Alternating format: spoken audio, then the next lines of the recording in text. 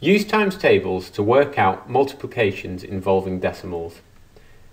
If we wanted to know what 0.6 times 8 was, a good place to start would be thinking about our 8 times table, or our 6 times table. We could say 6 times 8 is the same as, we'll do a little bit of working out in another colour, 10 times 8 is 80, half of that is 5 times 8 is 40, 1 on from 5 times 8 is 6 times 8, so if we add another 8 to 40, it's 48, so 6 times 8 is 48.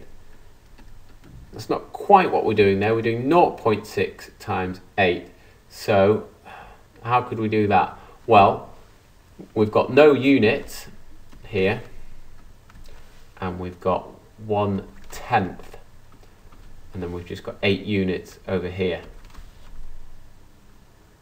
So what we could say is that this number is the same as the one we've got, and this one, 0.6, is 10 times smaller than 6, because we've just got 6/10, not 6 units. The number 6 is in a different column, it's in the tenths column, not the units column. The figure is the same, it's still a number 6, but because it's one column along, it's 10 times smaller. Everything else is the same. Because we've changed one of the numbers we're using as a multiplier, our answer becomes 10 times smaller. So our answer over here, we have in the units column number 8, and in the tens column we have the number 4.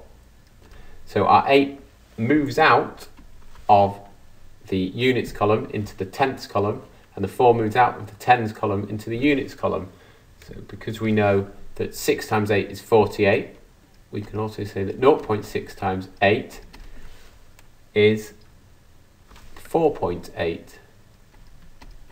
We've just moved the numbers we've got, we've moved the figures one column along because one of our inputs is 10 times smaller. So that's how we'd do that. If we do another one, we could do 0.4 times 7. First of all, we think, right, it looks a bit like 4 times 7. Do a bit of working out again. We know that 10 times 7 is 70. 5 times 7 is 35. 35 minus 7 is 28. So 4 times 7 is 28. In our units column we've got 0, and in our tenths column we've got 4, but the sum we did, we had 4 units, so one of the numbers we're using as a multiplier is 10 times smaller, so that makes our answer 10 times smaller. So 0.4 times 7 is 2.8. So that's how we can use times tables we already know to work out multiplications involving decimals.